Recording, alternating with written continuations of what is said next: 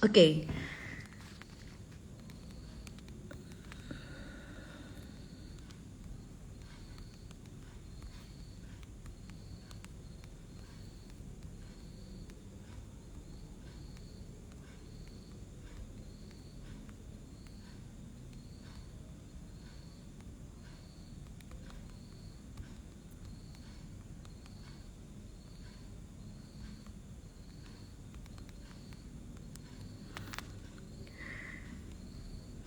oke. Halo kawan-kawan, maaf ya, barusan jaringannya kayaknya ya. Jadi barusan sinyalku kayaknya terganggu dan siaran langsungnya itu langsung terputus gitu aja. Oke, langsung aja aku undang Balada Beca atau sebuah riwayat melodi Yusriri, karya YB Mangunwijaya. Sebuah novela ya, sebuah novela pendek. Hai Tur, Halo, Tur, belum coba, belum kelihatan atau belum kelihatan ya? Kalau kamu udah kelihatan jelas nih, nggak apa-apa lah ya, kita lanjut enggak? aja ya. Ya, ya, sama, iya. Dulu pun begini sempat ya, tapi hasilnya bagus. Ya, nggak apa-apa. Yang penting suaranya kedengaran dan aku juga ngelihat kamu. Mudah-mudahan kawan-kawan yang menyaksikan ini juga bisa melihat. Nggak hanya aku, nggak hanya kamu, tapi bisa melihat kita berdua. Walaupun kamu nggak ngelihat aku, nggak apa-apa lah ya. Ya, Oke, Tur, ini aku mau ini dulu lah ke kawan-kawan ya.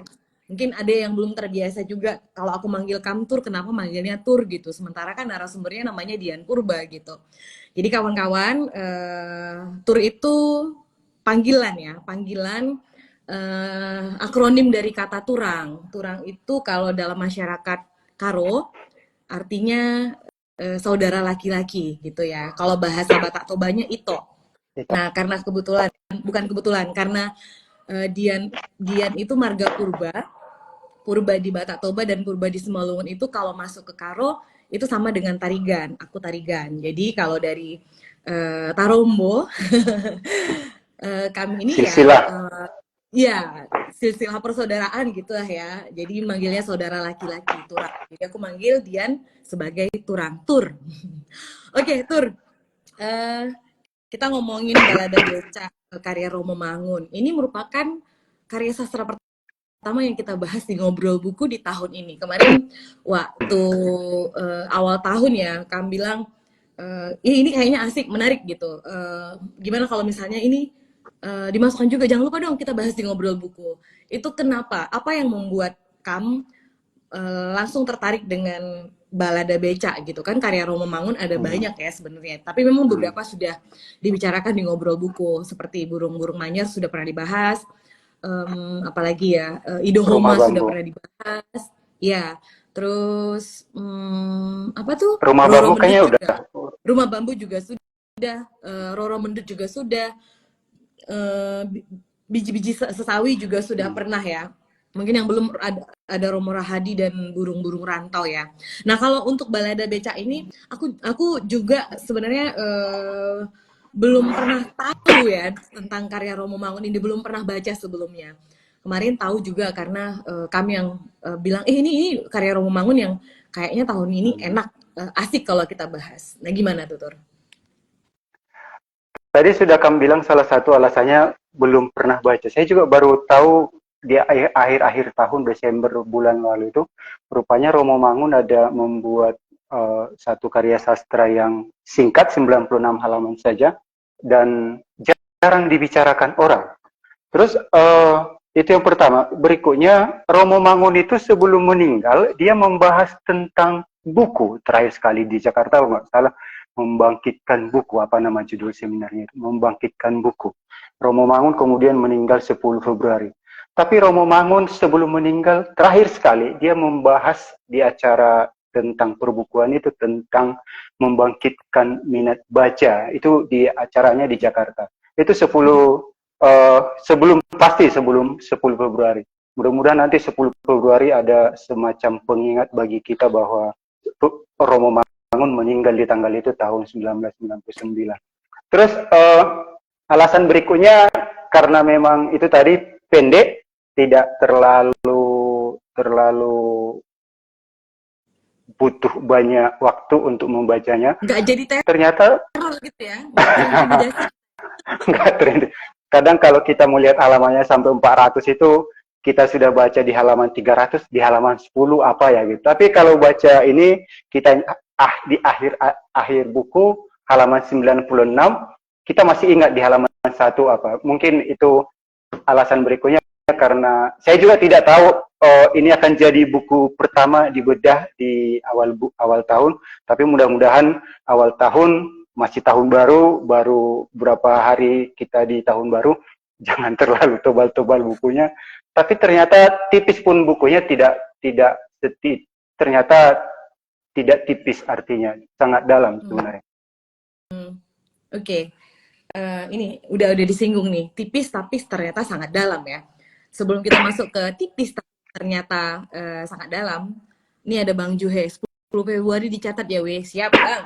Nah, sebelum kita masuk tipis tapi ternyata isi sangat dalam, ketika membaca ini ya, mungkin ada tips nggak dari kamu untuk membaca, walaupun nggak tebal ya, tipis 96 halaman, tapi buat pembaca mungkin ketika pertama kali membaca novela ini kan kita di bagian-bagian awal mungkin di beberapa belas sampai 20-an pertama itu kita sebenarnya belum tahu nih Romo Mangun mau ngomongin apa sih, mau dibawa kemana ceritanya ini gitu, sampai kemudian kita ngerasa ini kok kayaknya apa ya yang mau disampaikan, aku belum nemu poinnya gitu.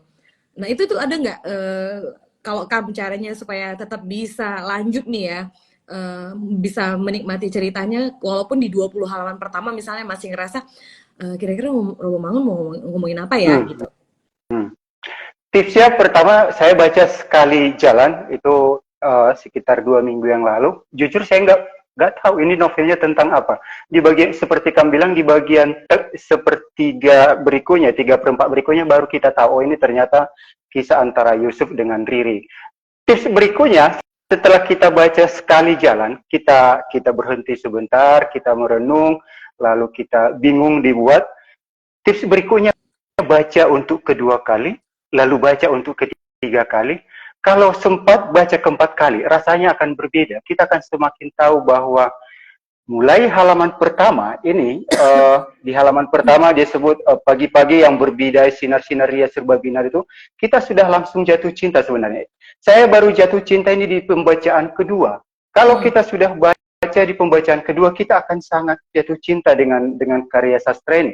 Ternyata dia sangat, di bagian awal dia sudah sangat berpihak, sudah menunjukkan bahwa dia Romo Mangun. Dia sudah sangat menunjukkan bahwa dia Romo Mangun yang sastrawan, dia juga Romo Mangun yang seorang yang humanis. Di halaman pertama sampai ke halaman terakhir, itu di pembacaan kedua.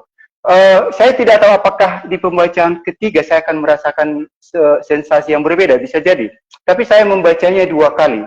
Terakhir saya baca tadi sengaja, memang saya baca terakhir sekali tadi itu sekitar pukul 10, selesai pukul sekitar 12:30. Jadi untuk malam ini saya merasakan sensasi membaca Romo Mangun untuk Belada Becak untuk yang kedua. Dan itu sangat berbeda ketika saya membaca untuk yang pertama sekali. Yang pertama saya bingung, ini cerita apa? Saya juga bingung, kok ada Gori, ada Bu Dullah, seolah-olah acak rasanya. Tapi setelah kita baca kedua, semuanya ternyata sangat indah karya sastra ini. Iya, benar ya Tur ya. Memang kalau kita baca pertama gitu ya di belasan halaman pertama mungkin sampai 20-30 itu masih terasa semuanya serba acak, mau dibawa kemana sih cerita ini, apa sih yang mau diceritakan gitu. Baru masuk ke part kedua mungkin ya, ada bagiannya, masuk bagian kedua itu baru kita bagian. Iya, masuk bagian kedua baru kita ngerasa oh ternyata ada yang mau disampaikan, sesuatu yang disampaikan oleh Romo Mangun. Dan apalagi setelah pembacaan berikutnya, pembacaan yang kedua, karena kita sudah ikuti alurnya dari awal sampai akhir, terus masuk pembacaan kedua kita menjadi semakin mengerti sebenarnya apa yang mau disampaikan. Dan aku sepakat sama kamu tadi ya, di pembacaan yang kedua, karena aku juga membaca ulang ya, tadi juga aku baca ulang secara cepat juga gitu kan, untuk apa ya, mengingat kembali, walaupun tipis, walaupun sebenarnya masih ingat ceritanya, tapi aku percaya waktu baca kembali itu ada detail-detail yang membuat kita ya jatuh cinta lagi gitu kan, membuat kita ngerasa oh ya ternyata seperti ini, kayak dan kayak kamu bilang di bagian awal ini sebenarnya udah sangat indah ya. Pagi yang berbida-bida kelihatan memang Romomangun adalah seorang sastrawan dengan gaya bahasanya yang khas, yang sederhana gitu kan, sesederhana juga sikap hidupnya ya, yang berpihak kepada kemanusiaan, humanisme ini juga sudah langsung kelihatan ya. Desa pinggiran kota universitas favorit, dia udah langsung bercerita bahwa ini memang lokasinya, setting ceritanya itu di desa pinggiran gitu. Iya, desa pinggiran di Yogyakarta. Kita masuk ke satu wilayah dan kita langsung berkenalan sama semesta yang disajikan di sini, kemudian kepada kondisinya gitu. Nah, kita juga langsung melihat bagaimana dia bercerita soal Dokar, Bendi gitu ya. Itu kan kepikir juga bicara soal pemikiran-pemikiran Romomangun ya, keberpihakannya. Nah, sebelum kita masuk ke situ, Tur, ini kan nggak sekadar kisah cinta sebenarnya ya, walaupun balutannya itu adalah kisah cinta, karena dari judulnya sendiri sudah jelas ya, sebuah riwayat melodi Yus Riri.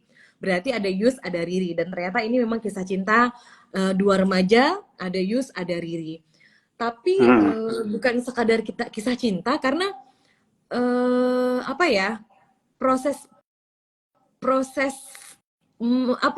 mereka melakukan pendekatan gitu ya, kisah cinta mereka itu juga nggak kelihatan kayak kisah cinta sebenarnya gitu kan. Dialog mereka, interaksi mereka. Nah, kalau Kam gimana nih hasil pembacaan Kam terhadap buku ini? Nggak cuma soal kisah cintanya tadi itu, silakan. Saya membayangkan mereka tinggal di tepi sungai, di tepi kali, barangkali di Kali Code. Periodenya juga Kali Code mau digusur, ada hampir-hampir sama. Ini novel ini pertama 85 terbit Balai Pustaka. 80-an itu tahun-tahun memang Orde Baru sangat getol mengatakan bahwa pembangunan itu gedung, pembangunan itu keramik, pembangunan itu sesuatu yang berkilau, bercahaya, terus yang indah di tatap mata, bukan yang kumuh. Saya membayangkan itu di satu tempat di Kalicori atau paling tidak di sekitaran itu. Kisah cinta orang kaya pasti berbeda dengan kisah cinta yang dialami oleh Yusuf dan Riri. Beca sebenarnya menjadi satu alat bagi mereka untuk bertemu. Pada awalnya kan Yusuf ini bukan sebagai tukang beca, tapi dia kebetulan atau karena ayahnya sakit, makanya abangnya yang Rahmat itu meminta bantuan sama dia, tolong antar Bu Dullah. Bu Dullah ini seorang toke gori, panglima gori, demikian disebut oleh oleh Romomangun untuk pedagang gori. Gori itu nangka yang bahan bakunya untuk budak itu. Nangka, tapi dia belum masak. Dia nanti kalau di kampung kami juga disebut gori. Mungkin itu serapan dari bahasa Jawa. Ya, jadi suatu saat, ya nangka muda, tapi tidak terlalu muda, sudah nampak batunya, sudah bisa dimakan. Baru ketika ayahnya sakit, ayahnya dulu yang mengantar Bu Dullah ini, tolong antarkan Bu Dullah, Bapak sedang sakit, begitu kira-kira. Disitulah kebetulan dia ketemu dengan barangkali kisah cinta mereka sudah begitu, sudah berjalan, apalagi dari Riri yang anaknya Bu Dullah. Jadi kisah cinta ini sebenarnya dialog yang terjadi di sini seperti kamu bilang memang bukan dialog romantis.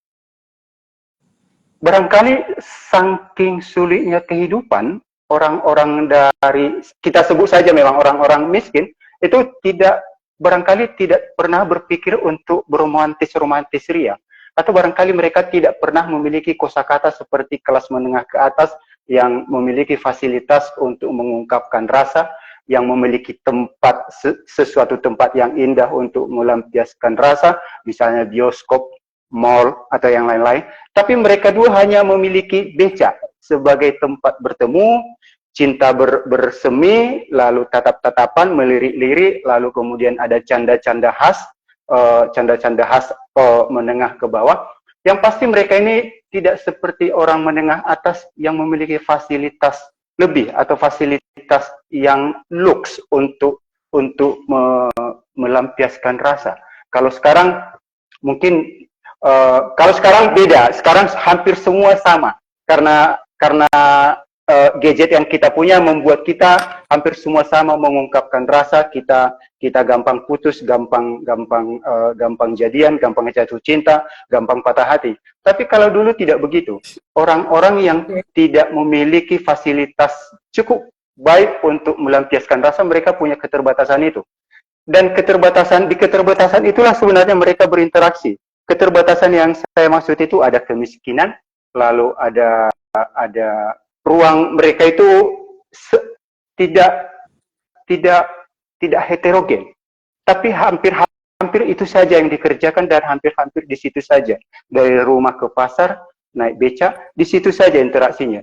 Jadi ini interaksi memang golongan bawah dan tidak memiliki fasilitas mengungkapkan rasa sebanyak yang dimiliki oleh menengah ke atas. Yang di Jogja juga ada yang itu. Tapi memang di sini Romo Mangun menceritakan pengalaman orang-orang menengah itu lewat mimpi-mimpinya Yusuf. Nanti mungkin kita bisa membahas tentang itu. Oke. Jadi ini apa ya? Ceritanya itu berpusat di beca gitu ya, Tur. Nah, pemilihan beca ini juga tentu punya makna, punya tujuan khusus Romo Mangun kenapa memilih beca seperti yang sudah kami sampaikan tadi. Ini memang sengaja dipilih untuk menceritakan mewakili masyarakat kecil, masyarakat pinggiran gitu ya, masyarakat kelas bawah gitu. Kemudian ada Gori. Gori ini juga kupikir bagian yang menarik juga karena ternyata kan ini nggak tempelan. Keduanya kan dalam cerita ini bukan tempelan. Baik itu beca maupun gori itu bukan tempelan karena di sepanjang cerita dari awal sampai akhir semuanya selalu terhubung dengan kedua objek ini. Tentang beca dan tentang Gori. Mulai dari kisah cintanya Yusuf dan Riri sampai kemudian kepada persoalan-persoalan lain yang juga diceritakan di dalam novela ini. Nah, selain kisah cinta lah, apalagi yang kamu temukan selama membaca novela ini? Karena kan walaupun ini tipis, aku menemukan sebenarnya sangat banyak ya hal-hal yang ingin disampaikan kepada oleh Romo Mangun kepada pembaca gitu. Ada persoalan-persoalan yang ingin dia gugat juga gitu. Misalnya ya dari mimpi-mimpi Yusuf tadi, Yusuf yang ternyata sangat suka menghayal, sangat suka bermimpi gitu kan, bahwa bermimpi itu ya gratis gitu kan, selagi masih gratis ya udah bermimpi saja. Dan mungkin mimpi-mimpi itu juga yang membuat setiap orang bisa bertahan hidup gitu kan, di tengah kemiskinan, di tengah ketiadaan fasilitas gitu ya, keterbatasan. Yusuf juga yang tidak bisa melanjutkan sekolah, dia kan disebut drop out ya, dokter drop out gitu ya. Dia agak lucu ya pengungkapan yang dibuat oleh Romo Mangun. Bacanya juga kita mikir gimana ya bacanya, dia pakai DR gede baru opt out gitu kan. Yang gitu-gitu. Bahwa ternyata bermimpi itu adalah apa ya, yang bisa dimiliki oleh orang-orang seperti Yusuf gitu kan. Dan ternyata bermimpi itu memberi dia harapan juga. Nah, kalau menurut kamu gimana, Tur? Ya, pertama kayaknya Romo Mangun sangat terhubung saat itu dengan Jakarta. Jakarta itu sangat getol di tahun 80-an. Bahkan sejak Ali Sadikin sebenarnya tahun 70-an itu, Ali Sadikin itu sangat getol mengatakan beca itu tidak manusiawi. Makanya dari Jakarta itu beca itu harus dihilangkan. Sampai setahu saya Sutioso jauh belakangan di tahun setelah Soeharto lengser, Sutioso pernah memfasilitasi beca kembali dan pernah juga untuk menghilangkannya. Ahok juga menolak beca. Anies Baswedan untuk hal ini dia sangat baik karena dia tidak pernah melarang beca. Bahkan seingat saya Anies Baswedan memanfaatkan beca sebagai transportasi untuk mendaftar ke KPU waktu ke gubernur yang dia tidak lakukan waktu pendaftaran ke KPU untuk calon wakil presiden ini. Sepertinya Romo Mangun ingin mengatakan bahwa Jogja itu tidak sama dengan Jakarta dalam hal memperlakukan beca. Tahun 80-an, 89 sampai 90 itu di Jakarta itu sangat gencar beca itu dihilangkan. Bahkan dia mengatakan gubernurnya mengatakan siapa, Wijok, lupa saya. Gubernurnya sampai mengatakan bahwa kalau kamu memang tidak mau tinggal di Jakarta, jangan tinggal di Jakarta. Jakarta berbeda dengan kota yang lain. Barangkali Romo Mangun melihat itu. Bisa jadi ini sebagai kritik kepada Jakarta bahwa beca itu memiliki kehidupan. Beca itu menghidupi orang. Di beca itu juga ada aktivitas orang. Beca itu juga sebagai simbol bahwa orang miskin itu tidak pernah takluk sebenarnya. Kenapa tidak pernah takluk? Ternyata di beca ini banyak interaksi lucu-lucu, Riri bisa melirik, lalu ada nyanyian-nyanyian anak-anak di dalam beca, lalu Bu Dullah yang diceritakan di sini sangat rating sangat cerewet, itu terjadi di beca. Ada juga hal-hal yang cerita tentang kehidupan. Lalu ada satu di sini disebut di sini, saya catat ini tentang beca. Sebentar.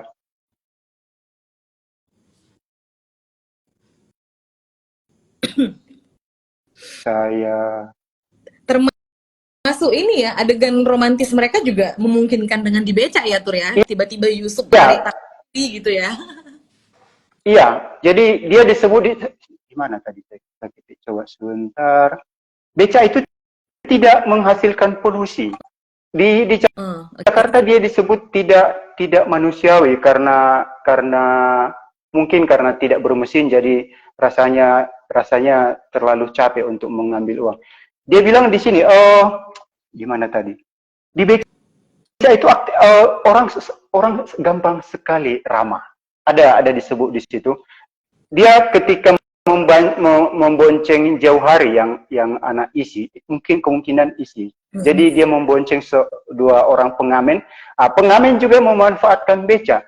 Romo Mangun ingin mengatakan sebenarnya beca itu simbol kemiskinan, tapi beca juga simbol interaksi orang miskin untuk melawan, simbol interaksi atau simbol orang miskin bahwa mereka kalah, tapi mereka bisa menikmati hidup.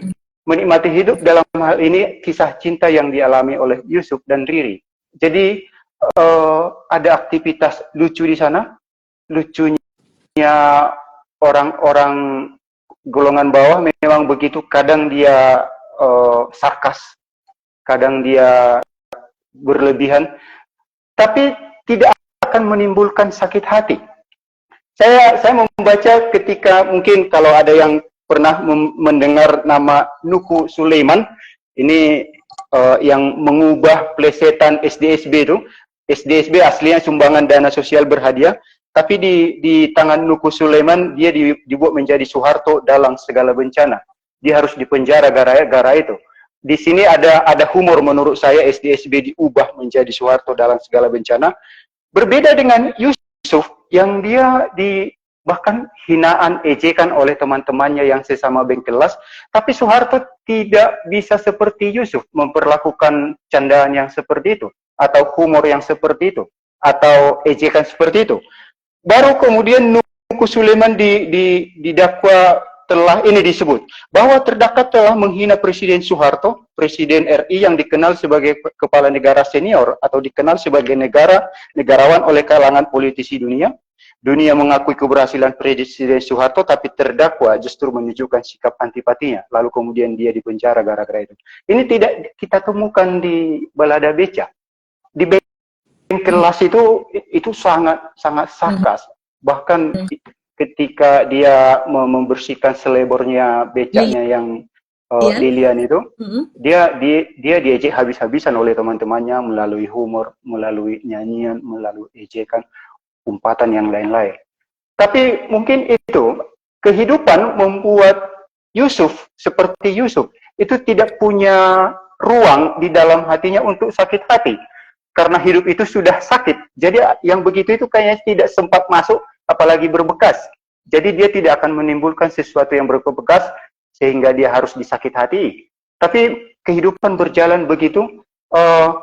Romo Mangun menyebut ini sebagai homo ludens, manusia yang bermain-main, tapi hidup tidak untuk main-main. Yusuf membuat hidup seperti bermain-main, meski hidup itu sebenarnya tidak untuk main-main. Dia diceritakan dia hanya tamat SMA, lalu luntang-lantung, tidak jelas pekerjaan, lalu rahmat abangnya yang sudah punya bengkel las, di sini saja dulu, kita di sini dulu bekerja sebelum punya modal. Jadi begitu. Yusuf tidak punya ruang atau mungkin ruang-ruang di dalam hatinya, di dalam kehidupannya itu sudah terisi penuh oleh susahnya hidup. Kita tidak mungkin mengatakan bahwa tukang beca itu hidupnya enak seperti priai yang disebut priai perantau oleh Romo Mangun itu. Priai perantau itu mahasiswa-mahasiswa yang malas tapi pengennya jadi pegawai negeri gitu. Iya, benar Tur. Karena memang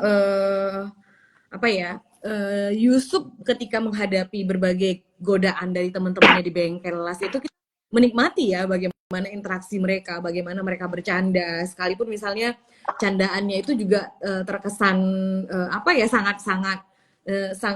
sangat apa sih aku bilang ya, bukan memojokkan tapi benar-benar nyindir gitu kan, nyindir sekali gitu, bahkan sampai bilang kamu nggak usah pacaran dong, kalau pacaran tuh nggak usah sama mahasiswa gitu, kalau mau menikah juga nanti jangan sama mahasiswa karena ya nanti ujung-ujungnya kamu terus-terusan aja cuman dikasih apa sih benerin selebor sepeda aja gitu kan, pokoknya digodain sampai seperti itu. Bahkan ketika dia juga kelihatan berinteraksi dengan Riri dan teman-temannya juga tahu ya bagaimana perasaan Riri terhadap Yusuf gitu, itu juga dicandai habis-habisan gitu, bahkan oleh anak-anak yang ada di kampung mereka juga dijadikan nyanyian-nyanyian kan, lagu-lagu gitu. Nah, itu soal Yusuf. Soal beca juga sudah kamu bahas tadi ya, bagaimana simbol beca itu ternyata ya sengaja ditempatkan untuk menyampaikan banyak hal.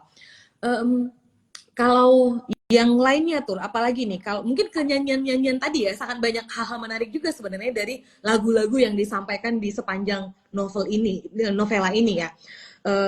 Misalnya ketika mereka bicara soal ada soal bicara soal kepahlawanan misalnya, bahwa menjadi pahlawan itu seperti apa gitu, dan banyak sih sebenarnya di dalam nyanyian-nyanyian ini, termasuk ketika Romo Mangun ingin mengkritik hal-hal yang lainnya. Apa saja yang kamu temukan di sepanjang novel ini lewat nyanyian-nyanyian tadi gitu, atau lewat dialog tokoh-tokohnya? Nyanyian itu bisa jadi memang demikian adanya di dunia nyata, tapi kalau kita ke Jogja memang barangkali ini tidak asing novel ini. Memang begini, orang Jawa itu suka bernyanyi seperti orang Batak. Orang Batak juga suka bernyanyi. Tapi entah kenapa orang Batak yang suka bernyanyi, kalau di Medan misalnya, mereka mengambil pagar siang-siang. Pagar rumah, lalu kemudian mengambil kayu, lalu memukul orang yang sedang berkendara, lalu mati, meninggal, pergi. Atau kalau di Belawan itu seperti bajing loncat. Tapi di Jogja, saya tidak ingin mengatakan bahwa ada romantisasi Jogja, tapi memang berbeda. Yogyakarta itu sepertinya kehidupan berjalan lebih lambat ketimbang di Medan. Kalau di Medan semuanya terasa tergesa-gesa. Kalau ada nyanyian-nyanyian, saya melihat ya, kami miskin, tapi kami tidak menjadikan kemiskinan itu sebagai ratapan. Ya, kami miskin, tapi kami tidak menjadikan kemiskinan itu sebagai sarana bagi kami untuk meminta-minta, sebagai sarana bagi kami untuk dikasihani. Barangkali juga Romo Mangun memasukkan ideologinya atau idealismenya ke dalam cerpen ini. Romo Mangun itu sangat dia tidak hitam putih melihat kemiskinan. Dia itu Romo, seorang Katolik, tapi dia tidak semata-mata menjadikan kekatolikan itu untuk melihat kemiskinan. Dia selalu memiliki multi perspektif untuk melihat kemiskinan. Tidak hanya satu kacamata, hanya banyak sekali ragamnya. Kita bisa melacaknya itu misalnya dari banyak sekali esai-esainya yang sudah dibukukan. Saya juga baru sadar ternyata banyak sekali koleksi Romo Mangun yang saya punya, meski juga belum saya baca semua. Saya cek-cek, saya bongkar buku, ternyata banyak. Saya coba membandingkan antara novel ini dengan esai-esainya yang di Kompas, beberapa kali di Tempo. Setelah Kompas di Bredel, dia mengirim artikelnya ke Tempo, lalu kemudian ke Kompas. Tidak ada yang meleset, sama. keberpihakannya kepada orang miskin itu sama. Dan dia melihat orang miskin itu bukan sebagai satu yang harus disesali. Tapi di novel ini dia ingin mengatakan bahwa orang miskin itu tetap gembira, bukan untuk menerima nasib lalu kemudian mereka bergembira. Tapi ada cara-cara tertentu bagi orang-orang miskin, bagi orang-orang yang dimiskinkan oleh kuasa, oleh kekuasaan, oleh situasi. Ada cara-cara tertentu bagi mereka supaya tidak takluk. Selain nyanyian sebenarnya ada humor. Humor ini kadang kita sepele dengan humor. Tapi humor itu ada, ini kita kategorikan sebagai humor sosial. Kalau di novel ini memang humor sosialnya tidak punya resiko yang tinggi. Dia humor sesama di antara mereka. Tapi Jogja itu sangat terkenal dengan pelesetan. Pelesetan juga salah satu cara bagi orang-orang yang kalah untuk melawan. Jogja itu sangat terkenal dengan pelesetan. Nah, di novel ini tidak ada pelesetan, tapi humor sosial yang tidak punya risiko tinggi. Maksudnya tidak punya risiko tinggi kalau humor yang punya risiko tinggi itu seperti SDSB itu diubah menjadi Soeharto dalam segala bencana. Di Balada Beca, humor itu semacam katarsis bagi mereka. Katarsis itu sarana untuk melampiaskan atau sarana untuk menghilangkan susahnya kehidupan, kebenaran hidup. Katarsis itu sebagai tempat mereka untuk berteriak lalu kemudian ada perasaan lega. Jadi humor bagi mereka itu sarana untuk mereka berkatarsis, mereka untuk meneriakkan susahnya hidup, meneriakkan susahnya penderitaan melalui nyanyian, melalui humor, melalui sindiran. Jadi Romo Mangun sangat cerdas untuk meramu itu menjadi setting lokasi, lalu kemudian dialog, dia memasukkan lumayan banyak nyanyian di sini. Bisa jadi ini memang betul-betul nyanyian. Ada juga di sini disebut ketika Haji Tauhid itu di bagian akhir itu tukang tukang las yang lain itu menyanyi, terakhir mereka semua menjadi menyanyi. Kalau menantu pilihlah yang seperti dia yang itu. Jadi mereka semua menyanyi. Dan Haji Tauhid juga menyanyi ya? Ya. Jadi nyanyian juga sarana bagi mereka untuk menyatu. Ada kalau istilah sosiologinya mungkin kohesi sosial. Sebagai pengikat bagi mereka. Ada yang susah hidupnya, ada anak-anak. Bu Dula sebenarnya kan Toke Gori, Pangeran Gori. Pasti hidupnya tidak terlalu susah. Tapi lewat nyanyian, mereka disatukan di situ. Jadi ada ikatan. Nyanyian itu mengikat mereka. Interaksi itu terjadi melalui nyanyian. Dan ternyata nyanyian itu menjadi sarana bagi mereka untuk melampiaskan yang saya sebut tadi sebagai katarsis itu. Oke. Dan kalau ngomongin humor juga sebenarnya kan di dalam novel ini juga secara gamblang ya, Romo Mangun juga menyebutkan, dan konon seorang Arif pernah berkata bahwa daya humor suatu bangsa adalah daya ketahanan rakyat yang menjatuhkan singgasana raja-raja yang sewenang-wenang. Jadi humor itu ya bukan saja upaya mereka tadi untuk bertahan hidup, upaya mereka untuk melampiaskan emosi gitu kan ya, upaya mereka bermain-main juga supaya bisa menikmati hidup, dan ternyata humor itu juga merupakan daya tahan sebuah bangsa gitu yang bisa menjatuhkan singgasana raja-raja yang sewenang-wenang, karena lewat humor itu ada kritik yang disampaikan, kritik yang bermain-main gitu, kritik yang tidak tendensius tapi langsung tepat sasaran dan menggelitik gitu ya Tur ya. Ya. Oke. Sebelum kita lanjut, kawan-kawan yang mendengarkan obrolan malam hari ini yang sudah membaca Balada Becak atau sebuah riwayat Melodius Riri, atau juga belum baca tapi penasaran dan pengen bertanya, boleh ya di kolom komentar, silahkan ketik pertanyaan, ketik apalagi ya, pendapat atau pengalaman membaca novela ini. Oke, ini dari Alda Musi, keren Pak dosen. Bang Cuhe mau mantau dulu. Oke. Kita lanjut nih ke persoalan Yusuf. Ke persoalan Yusuf yang suka bermimpi. Tadi aku udah singgung sedikit juga, tapi juga sudah singgung sedikit. Yusuf ini kan sepanjang cerita dari awal sampai akhir kita awalnya berpikir ini apa sih tukang beca, suka ngelamun, suka mimpi gitu ya. apa-apa sedikit masuk ke dunia hayalan, mimpi gitu. Tiba-tiba dia udah ngelamun dan lamunannya itu juga lucu gitu kan. Dia membangun sebuah adegan gitu ya di kepalanya, harapan-harapan dengan para tokoh yang ada di dalam ceritanya itu orang-orang di sekitarnya. Dia menempatkan orang-orang yang dikenal itu masuk ke dalam peran-peran yang dia ciptakan di dalam dunianya tersebut gitu. Ada yang apa yang mulia Ratu Sarsaparilla gitu kan ya. Namanya juga unik-unik gitu. Bahkan bapaknya sendiri menjadi presiden gitu kan. Terus iya kan? Terus dia juga akhirnya menjadi seorang komposer, menjadi musisi gitu kan. Dan ini berganti-ganti tokoh-tokoh yang muncul. Nanti tiba-tiba Lilian jadi sosok yang sangat dia kagumi, tapi tiba-tiba berubah wujud jadi Riri gitu. Nah ini persoalan mimpi-mimpi dan lamunan-lamunan Yusuf ini kan memandangnya seperti apa? Apakah ini memang upaya dia juga untuk menjaga semangat dirinya atau memberi dia harapan-harapan?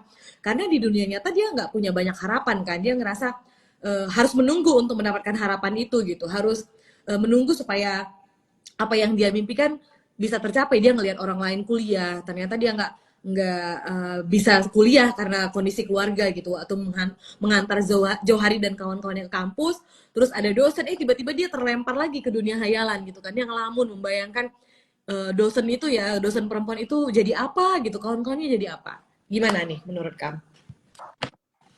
Ada hal-hal yang tidak mungkin diwujudkan di dunia nyata yang hanya bisa diwujudkan di dalam mimpi. Termasuk Lilian yang mahasiswa yang menabrak beca, yang sepedanya menabrak beca itu. Jadi dia hanya bisa menggapai sesuatu yang tidak bisa dikerjakan di dunia nyata di dalam impian. Ini sangat khas dan memang begini. Kita bisa kadang kita heran kalau pemahaman kita terhadap yang begini tidak terlalu dalam. Kita akan heran kenapa orang-orang yang setiap hari susah makan, tapi dia lebih memilih membeli peralatan yang mahal, misalnya televisi, atau berusaha menabung untuk membeli sepeda motor, lalu berusaha untuk menabung kembali untuk jalan-jalan. Bahkan kalau sekarang berusaha menabung untuk menyewa mobil lalu pergi ke si bea-bea. Si bea-bea yang hanya bisa dimasuki kalau kita sudah mengasih 50.000. Ini impian-impian yang tidak bisa diwujudkan di dunia nyata. Kalau sudah begini sebenarnya mereka ini tidak terlalu istimewa kalau kita paham bahwa memang hanya di impianlah itu yang bisa diwujudkan. Lilian disebut Yusuf itu sebagai gadis metropolitan.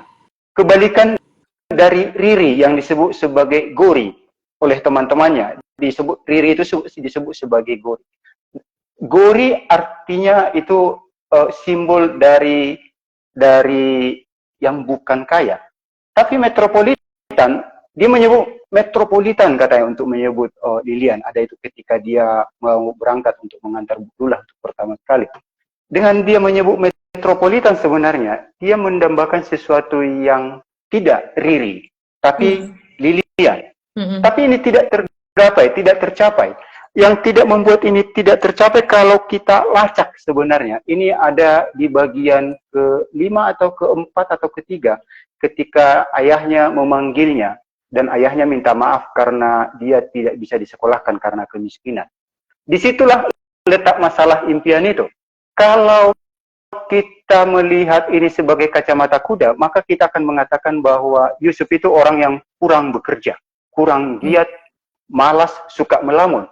Tapi kalau kita lihat dari sepanjang cerita, dia bukan orang yang malas. Dia diceritakan sebagai tukang las yang sangat bagus. Kalau kita masuk lebih dalam, ada kesempatan yang tidak sama antara Yusuf dengan Lilian, yang waktu SMA mereka sama dalam meraih impian. Lilian itu masuk arsitektur Universitas Gadjah Mada. Itu termasuk, kalau di UGM itu termasuk, teknik itu di UGM termasuk fakultas yang kalau berdiri sendiri bisa bangun kampus sendiri dan agak terpisah itu tempatnya. Jadi tidak sembarang orang masuk ke sana. Dan Yusuf dia hanya tamat SMA dan celakanya dia sempat satu SMA dengan Lilian. Barangkali dia juga sudah suka sama Lilian sejak SMA. Tapi ada kesempatan yang tidak sama yang dimiliki oleh Yusuf dengan Lilian dalam hal mengejar impian. Kesempatan yang tidak sama ini misalnya kita bisa ingat kembali ketika Maudy Ayunda lulus dari mana kampus Stanford, apa kampus terbaik di Amerika itu. Banyak orang memuja-muja bahwa Maudy Ayunda ini seorang yang giat, seorang yang gila membaca, seorang yang pintar, cerdas, lalu kemudian bla bla bla yang lain. Tapi kita lupa, uang sekolahnya waktu SD itu 5 juta per bulan. Uang sekolahnya waktu SMP itu 8 juta per bulan. SMA 12 juta per bulan. Uang kuliahnya itu berapa miliar setahun di Stanford misalnya. Ini yang tidak dimiliki oleh Yusuf. Yusuf hanya bisa tamat SMA. Jadi kesempatan-kesempatan itu sebenarnya yang tidak sama. Dia hanya bisa membuat kesempatan itu sama dalam impian. Jadi Romo Mangun menggambarkannya dengan sangat bagus. Dia ketika pergi ke kampus, dia memanfaatkan orang-orang yang dijumpainya dan masuk ke dalam impiannya, lalu dia ketemu dengan yang lain. Bahkan di impiannya itu dia dikatakan sebagai profesor ahli musik. Romo Mangun juga sangat cerdas sebenarnya mengatakan ini aktivitas mengelas di bengkel itu sebagai harmoni, sebagai musik yang super modern yang datang dari alat-alat las, kayak teng jos tubluk gitu. Itu suara las, palu, martil yang lain-lain. Bagi Romo Mangun itu sebagai musik. Romo Mangun bisa melihat itu sebagai harmoni, sebagai satu irama, sebagai satu cara bagi orang-orang yang dimiskinkan itu menikmati hidup, dan itu mereka jadikan sebagai musik. Dan memang demikianlah adanya. Jadi hanya di impian itulah Yusuf bisa menggapai itu. Hanya di situ. Di dunia nyata itu tidak akan mungkin. Karena startnya sudah berbeda. Lilian akan sangat luar biasa seandainya Lilian jatuh cinta sama Yusuf lalu kemudian pacaran. Kalau sudah di situ masalah belum selesai. Kalau misalnya mereka pacaran, Lilian dengan Yusuf, setelah mereka memutuskan untuk menikah, barangkali orang tua Lilian yang paling pertama mengatakan bahwa dia tidak pantas bagimu. Ini juga disebut oleh Bu Dula sama Riri. Padahal kelas sosial mereka sama. Tapi Bu Dula juga, dia bukan yang pas untukmu, tapi Jamin, anaknya lurah. Yusuf hanya bekerja di bengkel las abangnya. Tapi memang Riri sudah jatuh cinta. Bahkan seorang Bu Dula yang sama status sosialnya tidak ingin anaknya menikah dengan Yusuf yang notabene orang miskin. Jadi ada juga ini yang disebut sebagai kita cenderung meniru orang yang di atas kita. Kalau atasan kita otoriter, kemungkinan bawahannya juga otoriter. Kalau atasan minta jatah, misalnya jatah setiap bulan harus menyetor segini, itu nanti akan turun sampai ke bawah, sampai ke tukang parkir. Tukang parkir juga nanti tiba-tiba akan menaikkan uang parkir. Jadi dia akan menurun dari atas ke bawah. Karena ada kewajiban Yusuf, ya? Ya, Yusuf setiap hari melihat sepeda mahasiswa, ini akan menjadi masuk ke dalam kepalanya. Mahasiswa di Jogja itu, kayaknya karena UGM begitu besar, hampir-hampir di setiap jalan itu kita ketemu dengan mahasiswa UGM. Jadi mahasiswa UGM itu status sosialnya sudah tinggi dengan masuk ke sini, meski mereka status ekonominya juga rendah. Tapi status sosial seseorang akan naik ketika kuliah di situ. Dan ini yang selalu dijumpai Yusuf setiap hari. Dan masalahnya itu Lilian yang disukainya mungkin sejak SMA. Sesuatu yang tidak digapai, sesuatu yang tidak bisa digapai. Dia hanya bisa menggapainya dalam impian ketika dia diundang ke satu acara di UGM itu, lalu dia diundang sebagai seorang profesor musik. Bahkan dia diundang ke Istana Negara dalam kondisi dadaan. Dia diminta untuk menciptakan alat musik yang bukan jazz, yang bukan dangdut, yang bukan pop, sesuatu yang baru. Dan itu hanya Yusuf yang bisa melakukannya. Dan itu dilakukannya dalam mimpi impian. Hanya di situ dia bisa menggapai itu. Di dunia nyata seperti ini tidak akan mungkin dikerjakan. Kalau inilah Tur, di dalam kehidupan nyata lah ya. Mungkin kita tarik nih apa yang ada di dalam novel tadi ke dunia nyata. Hal-hal seperti yang dilakukan Yusuf ini, kalau di dalam kehidupan nyata itu menurut kamu lah ya, buat seseorang, apakah itu akhirnya bisa membuat seseorang merasa lebih bisa menikmati hidup kah atau seperti apa gitu ketika hal-hal yang tidak bisa diraih di dunia nyata gitu kan ya, yang tidak teraih itu tapi bisa kita raih lewat mimpi-mimpi. Nah kalau dalam realitas sehari-hari itu gimana kalau menurut kamu? Bisa jadi memang begitu. Saya teringat ada bukunya Oscar Lewis, kalau nggak salah nama penulisnya, Kisah Lima Keluarga itu di Meksiko. Dia menyebut ada budaya kemiskinan. Kalau budaya kemiskinan ini semacam menolak semua teori bahwa kemiskinan itu sesuatu yang tidak bisa dihindari. Tapi kisah lima keluarga yang ditulis Oscar Lewis itu, dia mengatakan, enggak, kami memang miskin, dan ya kami miskin, tidak ingin ngapa-ngapain, dan kami hanya memang mau miskin. Tapi saya yakin ini bukan sesuatu yang ingin dilakukan oleh Yusuf. Uh, apakah memang di dunia nyata akan ini kita mau nggak mau sebenarnya kita harus masuk ke Orde Barunya Soeharto. Ini tahun 85 ini tahun 80 ini tahun modernisasi, tahun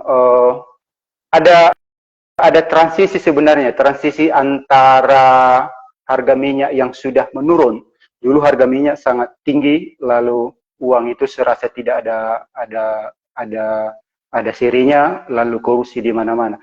80-an itu semacam transisi bagi ekonomi Indonesia untuk beralih dari tambang menjadi ke hutan. Jadi ada perubahan transisi. Perubahan transisi itu di bagian atas, di bagian negara, tapi di bagian bawah sepertinya tidak begitu berpengaruh. Apapun ideologi pembangunan yang dianut oleh Orde Baru saat itu memang tidak terlalu terasa ke bawah karena dia tagline-nya menetes ke bawah kesejahteraan itu. Jadi yang datang ke bawah itu hanya tetesan-tetesan, tidak pernah limpahan.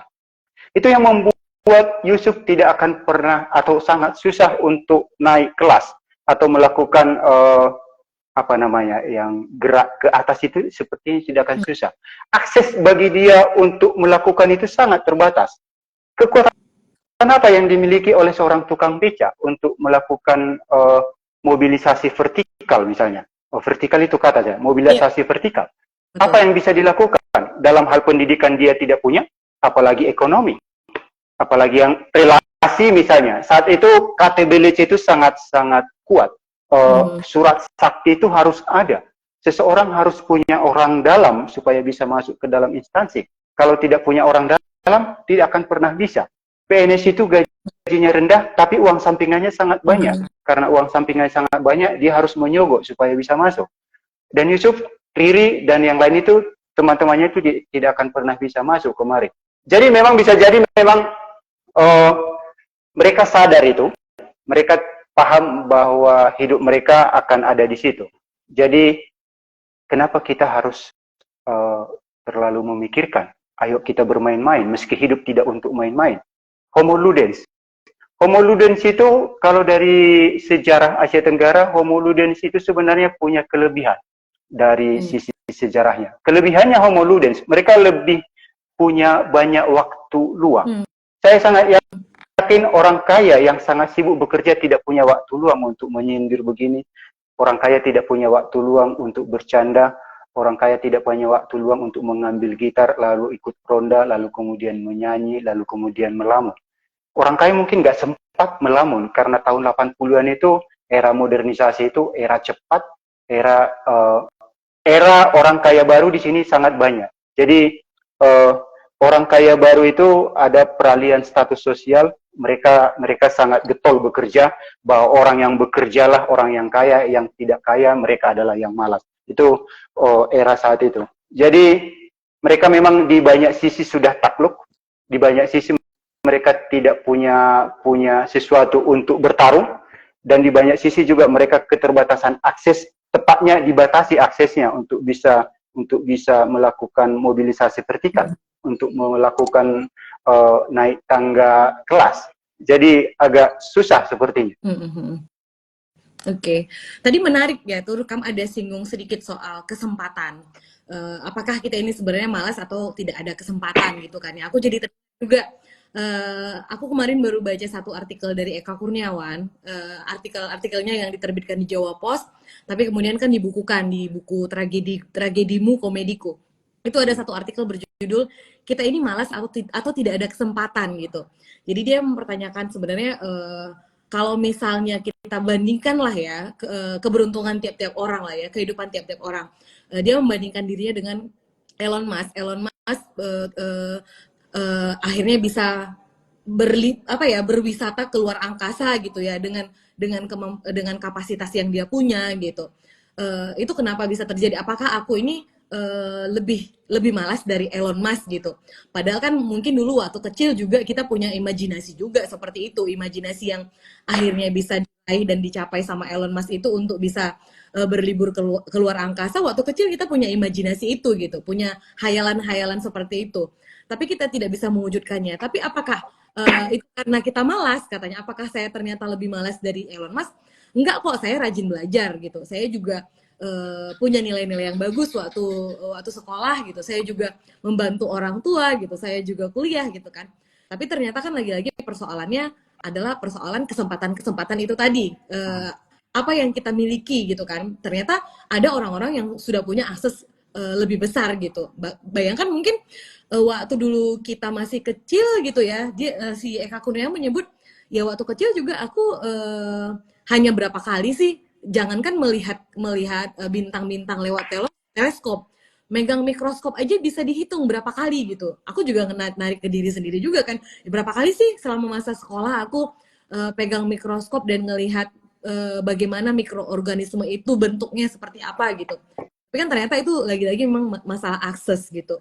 Dan itu juga yang terjadi di masyarakat kita. Ada akses yang tidak bisa diraih, lagi-lagi itu karena sistem mungkin gitu. Atau karena kekuasaan, atau karena satu kondisi yang sudah terbentuk seperti itu, sehingga tidak mendapatkan kesempatan-kesempatan tersebut. Itu kupikir poin menarik tadi yang sudah kamu sebutkan. Apalagi nih, Tur, yang menarik dari Balada Becak ini sehingga teman-teman yang belum baca bisa tergerak untuk membacanya seberapa menarik. Padahal kan ini tipis sekali dan kalau misalnya dilihat sepintas sangat tipis. Iya kayak biasa aja gitu. Dan banyak humornya, banyak canda-candaan, candaannya juga candaan masyarakat menengah ke bawah gitu. Kok kayaknya ini nggak penting gitu kan? Tapi ternyata kan banyak sekali sebenarnya yang bisa kita gali lewat novel tipis ini. Apalagi yang kamu temukan? Iya, selain itu orang-orang yang dimiskinkan atau orang miskin itu mereka bercanda tulus, tidak seperti politikus. Kalau politikus bercandanya garing, lalu kemudian menusuk-nusuk entah kemana, mengarah kemana, atau tidak seperti candaan-candaan atau tarian gemo ya Prabowo itu, tidak seperti candaan dalam kampanye. Itu candaan dalam kampanye itu rasa-rasanya oligarkis apa gitu. Candaan-candaan orang-orang kecil itu tulus. Jadi Romo Mangun bisa menggambarkan itu dengan sangat detail. Misalnya dia juga melihat keindahan, bukan keindahan dalam arti melihat itu sebagai sebagai penghakiman. Tapi dia misalnya ketika ada ini di halaman-halaman awal ketika seorang laki-laki, ini dia lelaki pujaanku, ada seorang laki-laki membawa pohon pisang. Ani ya? Membawa pisang dia melihat itu sebagai tarian yang gagah. Yeah. Bau tubuhnya harum katanya. Lalu dia melihat itu sesuatu yang berbeda dari dilihat orang. Saya melihat ini bukan untuk melatenkan kemiskinan, tapi Romo Mangun ingin mengatakan ada kehidupan di kemiskinan itu. Ada orang yang melakoni kemiskinan. Mereka miskin iya, tapi mereka tidak pernah kalah. Mereka miskin iya, tapi mereka tidak pernah takluk. Dan ini sebenarnya yang menjadi inti Romo Mangun dalam bersastra. Barangkali ini yang disebut sebagai religiusitas Romo Mangun dalam bersastra. Religiusitas dalam hal ini bukan religi, bukan mengacu pada satu agama tertentu. Tapi ketika Romo Mangun bisa melihat itu, ketika Romo Mangun, saya teringat dengan satu cerpennya Cat Kaleng itu di Rumah Bambu. Saya sangat terkesan dengan Cat Kaleng kalau nggak salah. Cat Kaleng di kumpulan cerpennya yang Rumah Bambu itu. Saya Selalu saya ingat cerpen itu. Ada seorang anak kecil mencuri cat, lalu ketemu dengan Romo, ini Romo belilah 200 rupiah. Romo Mangun tahu itu harganya 2000, tapi di terakhir dikasih uang 200, tapi catnya disuruh dibawa, caklah rumahmu katanya. Setelah rumahnya cat, ternyata polisi kemudian menangkap si anak kecil itu, lalu dibawa ke kantor polisi. Jadi ada dilema di situ. Satu sisi anak ini mencuri, sisi lain dia butuh uang, tapi sisi yang lain juga ada dilema sendiri di dalam Romo Mangun. Jadi itu yang saya lihat sebagai religiusitas Romo Mangun dalam bersastra, keberpihakan itu. Kalau kita bisa melihat sesuatu yang berbeda di kemiskinan, itulah religiusitas itu. Bukan religi, tapi religiusitas. Sesuatu yang kita anggap baik, sesuatu yang kita bisa melihat di sesuatu yang tidak tampak. Barangkali itu religiusitas. Dan Romo Mangun bisa melihat itu dengan sangat indah pada Ririn, pada Yusuf, pada Rahmat, pada Haji Tauhid, Bu Dullah, sama aktor-aktor yang lain. Ini settingnya tidak terlalu banyak, tidak terlalu rumit. Aktornya apanya juga, pemerannya juga tidak terlalu banyak. Tapi sangat genuine. Rasa-rasanya kalau barangkali kalau ada yang di sini ikut orang-orang yang sering meneliti, barangkali ini masuk ke bidang pengumpulan data, observasi partisipatif. Apakah begitu? Jadi saya membayangkan ini memang di Kalicode. Romo Mangun sebelum pindah ke arah Gunung Kidul itu dia tinggal lama di Kalicode. Dia rumahnya memang di situ. Barangkali ini tetangganya atau barangkali ini temannya.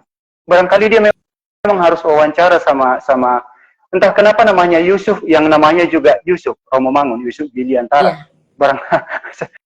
Jadi dia namanya sama dengan nama yang ada di sini, Yusuf. Y itu Yusuf, B itu YB Mangunija itu Giliantara. Jadi sama Yusuf. Jadi bisa jadi dia melakukan wawancara atau dia tinggal bersama Yusuf, atau ini kisah teman-temannya yang ada di Kalicode, di bantaran kali, atau tetangganya, atau orang yang dia kenal dengan sangat baik. Iya, betul Tur. Ini ada respon dari Alda. Bentar ya. Dan konon seorang Arif pernah berkata bahwa daya humor suatu bangsa adalah daya ketahanan rakyat yang menjatuhkan singgasana raja-raja yang sewenang-wenang. Gimana pendapat Bang Dian? Ini sebenarnya tadi udah aku singgung juga ya, Tur. Iya, humor itu dia memang, apakah humor bisa menggulingkan Soeharto? Enggak bisa. Sekali humor enggak bisa. Tapi ternyata humor itu sangat mengusik kekuasaan. Nukus Suleman sudah terbukti, dan kita juga bisa ada orang, dulu ada satu orang yang ikut calon presiden, dia menganggap dirinya sebagai Ratu Adil. Dalam situasi seperti itu saya bisa melihat ini seperti sesuatu yang humoristik. Bukankah dia tahu Soeharto itu sangat kuat, tapi berani-beraninya dia bisa mendaftarkan diri sebagai capres. Ada juga diceritakan di Timur Soeharto masih berkuasa, ketika lewat seekor anjing, orang Timur di desa itu akan melempar anjing itu dan menamai anjing itu Soeharto. Jadi anjing itu namanya Soeharto, jadi dilempar. Itu juga sesuatu yang humor. Lalu dulu juga ada humor yang sangat klasik tapi sangat terkenal. Kalau kita menyebut Soeharto anjing, kita akan didakwa dengan dua tuduhan. Pertama, menghina kepala negara, dan yang kedua, membocorkan rahasia negara. Kalau kita menyebut Soeharto anjing, kita akan didakwa dua tuduhan, menghina kepala negara dan membocorkan rahasia negara. Ini humor. Humor bisa juga plesetan. Yogyakarta sangat kuat dengan itu. Apakah itu bisa melengsarkan Soeharto? Tidak bisa. Tapi kumpulan humor dikumpulkan ini akan menjadi pemusik, berisik, bahkan menjadi duri. Jadi dia humor itu seperti tetesan-tetesan air, ribuan tetesan, jutaan tetesan, dia akan menghancurkan batu. Batu itu adalah Soeharto, humor itu adalah tetesannya. Tidak akan sekuat revolusi yang atau tidak kuat seperti kudeta, atau tidak seperti yang lain-lain, atau tidak seperti buku yang sedang kamu baca itu bagaimana menjadi seorang diktator. Tidak seperti itu. Jadi humor itu bisa dimiliki oleh golongan intelektual, bisa juga dimiliki oleh golongan Yusuf dan Riri. Kebetulan humor yang ada di sini adalah humor lebih ke diri mereka sendiri. Tapi humor yang dilakoni di dalam Balada Beca ini tidak bisa kita pisahkan sebenarnya dari kerangka besarnya yang kita sebut sebagai Orde Baru saat itu. Jadi di atas ada humor, di bawah juga ada humor, mahasiswa berhumor, orang Yogyakarta buat plesetan, yang lain-lain buat. Ada satu lagi sebenarnya dalam bentuk humor dan sering mendatangkan bencana, dan ini kita jumpai di majalah dan kita jumpai di koran, karikatur. Karikatur itu dalam hal itu humor, bisa dalam bentuk komik, bisa dalam bentuk yang lain. Kalau di Kompas ada GM Sudarta, ada orang Batak itu, Kak Marga Sibarani itu sangat kuat karikaturnya. Majalah di Kornel yang Indonesia itu selalu menggunakan karyanya untuk sampulnya dan yang lain-lain. GM Sudarta juga selalu digunakan oleh majalah Prisma untuk membuat karikatur yang sangat menggigit. Karikatur. Jadi beragam. Kalau orang-orang yang intelektual punya karikatur, punya plesetan, punya humor yang lain-lain, Yusuf dan Riri, dia menggunakan humor sebagai sarana bagi mereka untuk melampiaskan sebagai sarana katarsis dan sarana bagi mereka untuk mengatakan bahwa kami tidak akan pernah bisa tidak akan bisa seluruh kehidupan kami itu diambil alih oleh kekuasaan, diambil alih Orde Baru. Kami punya gerak sendiri, kami punya cara sendiri untuk melewati ini. Meski di atas semua itu mereka dibatasi akses untuk bergerak ke atas, makanya yang ada hanyalah impian. Oke, Tur. Kalau persoalan bahasa lah ya, pilihan-pilihan kata yang digunakan oleh Romo Mangun ya, sederhana dan beberapa juga sangat khas ya. Misalnya ketika dia mengucapkan cek cekit gitu ya. Cit apa sih gimana gitu. Kemudian kayaknya itu bunyi rem ya. Iya. Terus misalnya lagi menggunakan untuk menyebutkan si Yusuf yang DO apa sih dia nyebutnya drop out, tapi dia nyindirnya pakai sindiran gitu. Jadi dia kayak aku cek dulu nih, aku lupa. Tadi sempat kulihat juga. Intinya seperti itulah, dia menggunakan bahasa-bahasa yang sederhana, bermain-main juga dengan bunyi gitu, dan dia menggunakan bahasa tutur ya, bahasa lisan gitu. Tapi bahasa lisan tersebut dipindahkan ke dalam bahasa tulisan gitu, dan itu menjadikannya sangat khas sehingga kita sebagai pembaca juga masuk ke dalam ceritanya seperti mendengarkan si narator itu benar-benar lagi bercerita ke kita gitu, dan itu memberi kita satu pengalaman membaca juga sih, kupikir ya Tur ya. Kalau sama kamu gimana nih rasanya ketika menikmati gaya bahasa yang ditawarkan sama Romo Mangun di dalam novel ini? Ada buku ini ada juga di situ, ini di Ipusnas juga ada, dia Humanisme YB Mangunwijaya. Di situ ada satu orang yang menulis namanya B. Rahmanto. Dia mencoba memenggal-menggal karya ini, tukang balada beca ini menjadi nyanyian, dan dia menyarankan ini dia dipenggal begini. Nanti kamu bisa download lagi, coba lihat itu saudara, itu buku. Dia menyarankan kita membaca ini bukan diam, tapi bicara, keluar suaranya. Jadi kalau kita baca misalnya halaman pertama itu kita bersuara. Jadi kita ngomong membacanya. Rasanya akan beda. Saya coba tadi menyarankan apa yang dibuat oleh Rahman tadi, dan memang betul.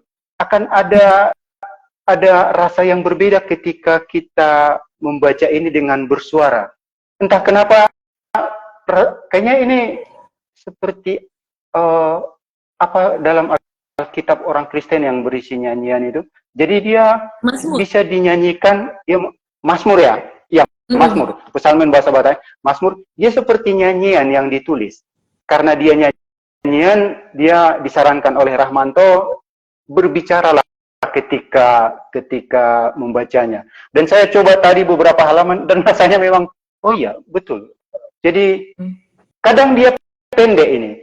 Agak berbeda sebenarnya novel ini dengan ciri khas Romo Mangun dalam menulis. Romo Mangun dalam menulis itu membuat kalimat majemuk bertingkah, berloteng, yang lain-lain.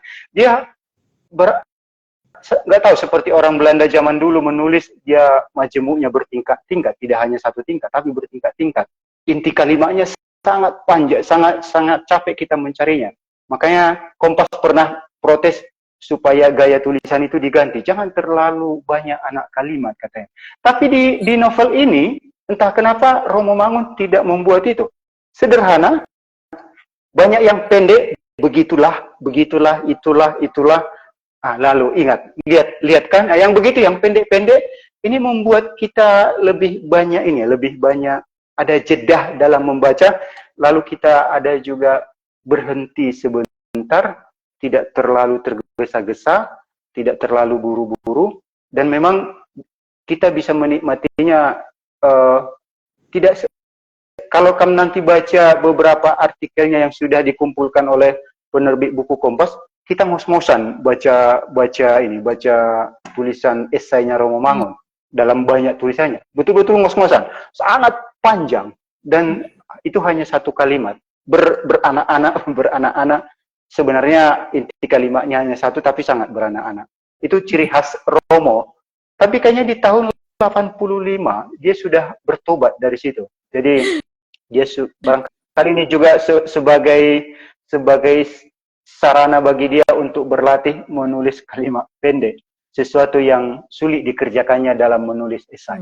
Jadi novel ini memang boleh seperti saran Rahmanto, boleh dibaca bersuara, boleh juga kita anggap ini sebagai latihan bagi kita untuk menggunakan kalimat yang efektif. Tidak berbunga-bunga buku ini. Sangat to the point. Dia ingin mengatakan bahwa kehidupan Yusuf itu sudah sangat sastrawi. Dan dia memang menganggap sastra itu, dia di salah satu tulisannya mengatakan bahwa sastra itu perwahyuan hidup manusia. Bersastra itu perkara biasa, sebagai kewajaran semata, kelumrahan. Sastra ada dalam keseharian, sastra itu hidup. Itu di dalam satu tulisannya, kalau nggak salah, ada di tahun 86, dia menulis itu. Sastra itu hidup, sastra itu ada dalam keseharian. Karena ini ada dalam keseharian, maka balada becak memang kita bisa membacanya seperti kehidupan dalam sehari-hari. Tidak ada yang lain-lain, sederhana, tapi memang justru semakin dia sederhana, semakin dia mengandung banyak makna. Tidak berbunga-bunga. Sangat sederhana, sangat pendek kalimat-kalimatnya, tidak terlalu panjang, dan banyak sekali di sini bahasa percakapan sebenarnya yang dipindahkan ke bahasa tulis. Jadi ya seperti orang bercakap. Nah kan, lihat kan, itu kan dia sering mengulang itu kan, itulah, itu sering diulang. Itu bahasa percakapan, seperti orang yang mengulang itulah, itulah, ya seperti itu.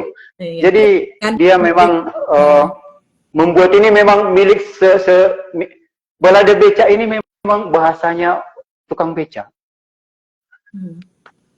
Oke. Dan tentu itu bisa dilakukan oleh Romo Mangun karena dia sudah punya sikap tadi ya, religiusnya dia tadi juga gitu, bagaimana keberpihakan ada masyarakat pinggiran tadi, sehingga dia bisa masuk ke perspektif tersebut, bisa masuk ke dunia mereka juga. Dan ya kayak yang sudah kamu sampaikan, ya bisa jadi memang Romo Mangun ketika menulis ini berdasarkan method writing ya, dia sudah berada di lingkungan tersebut gitu, atau dia menjadi bagian dari komunitas tersebut juga. Nah, Tur, ini mungkin pertanyaan terakhir nih, Tur.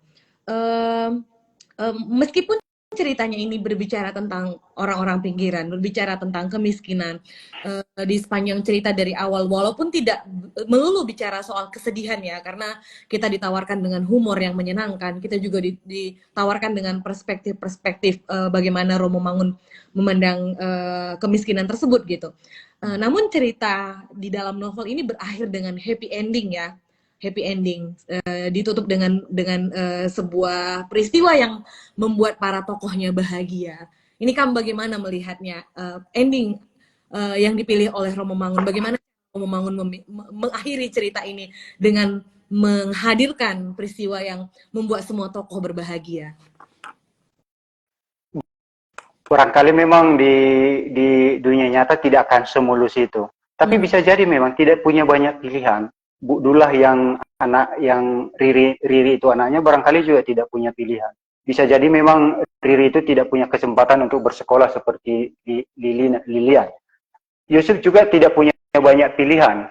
Dia harus mengakui dirinya bahwa dia tamat SMA. Rahmat, dia memang dikatakan seorang pengusaha yang berbeda dengan ayahnya. Ayahnya digambarkan sebagai pilot becak.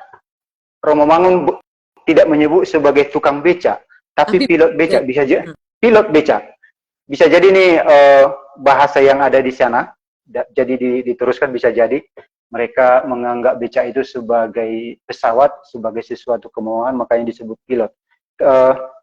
Tapi memang dari awal saya tuh tidak ingin berandai-andai atau tidak mengharapkan satu akhir.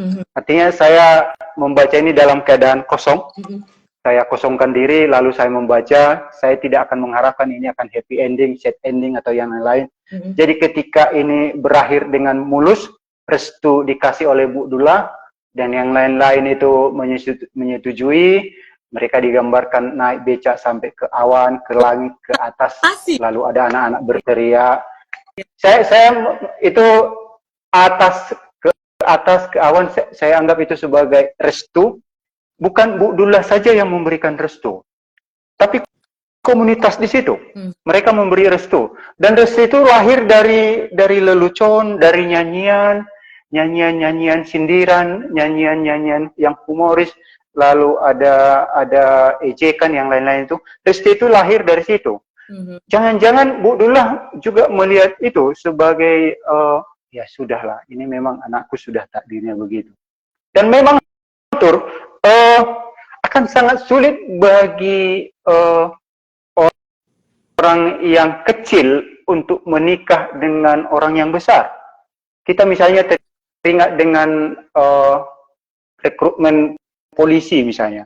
Kalau polisi ada satu orang, kebetulan anak tukang becak, ini akan diekspos besar-besaran. Oh ya, ini ujian kali ini adil. Ujian kali ini bebas dari pungli. Tapi kita tahu, misalnya tetangga saya harus ngasih 200 juta, baru dia masuk. Nggak pungli. Tapi ada eksploitasi kemiskinan di penerimaan itu. Tapi di sini Bu Dullah sadar, memang tidak banyak pilihan yang lain. Yunus pintar, Yusuf baik, punya bakat untuk ngelas, meski dia diceritakan tukang melamun, tapi dia melamun tetap dia bekerja, tidak malas. Di sini sepanjang ini dia diceritakan melamun, tapi dia melamun saat bekerja. Saya membayangkan dia melamun ketika lampu merah, lalu kemudian polisi datang yang Gatot Koco itu. Jadi tidak punya banyak pilihan memang Tur, karena balada becak, maka itu pula yang membuat saya tidak terlalu mempatok diri di bagian awal ini nanti akhirnya akan seperti apa. Berbeda misalnya kalau saya membaca Leila Hudori, karena dia fokus 98 dan 65, pasti saya mengharapkan hasil yang karena saya sudah ini pasti hasil akan di sini, akan di sini, kalau tidak ini maka ini.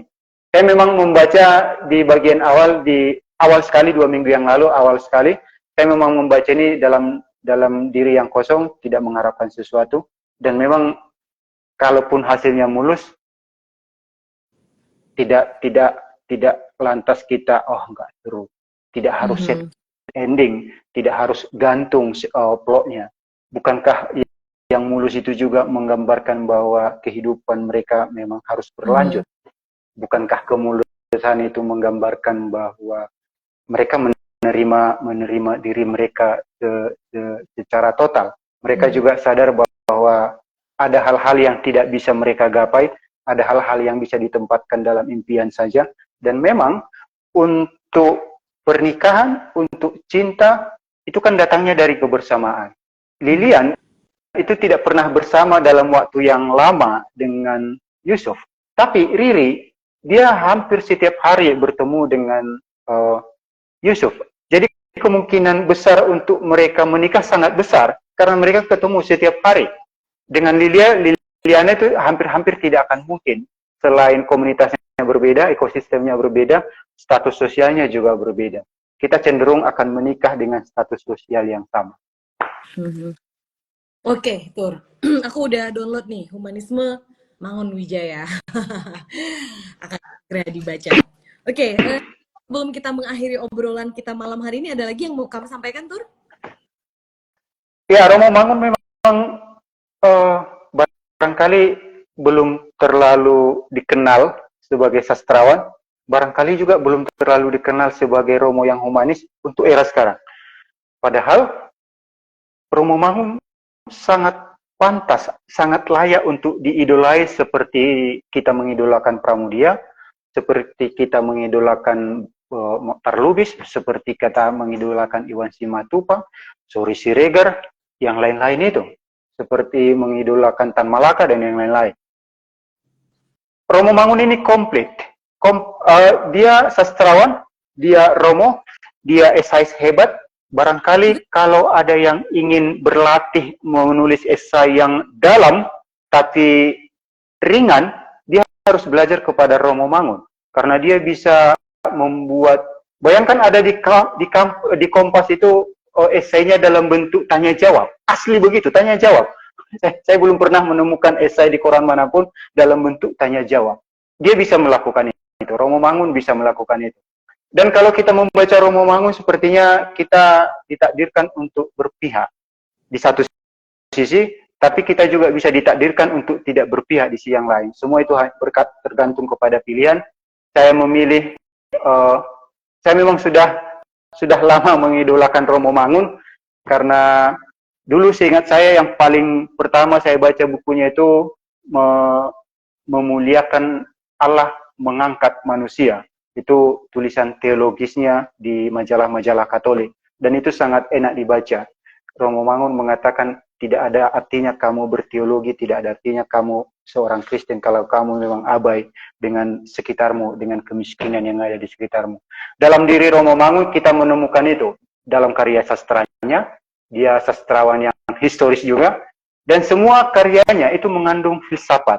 Jadi ada filsafat di setiap karyanya. Di dalam karya sastranya, di dalam esainya, di dalam novelnya. Saya juga kalau nggak salah sudah membaca Roro Mendut, seorang wanita yang menolak takluk, hampir sama dengan Pramudia dalam Gadis Pantai. Jadi ada idealisme dalam Romo Mangun yang membuat kita bisa menjatuh cintai, mengidolai, dan juga meniru, dan bisa jadi kita akan fanatik sama Romo Mangun. Saya khawatir jangan-jangan setelah ini saya akan menjadi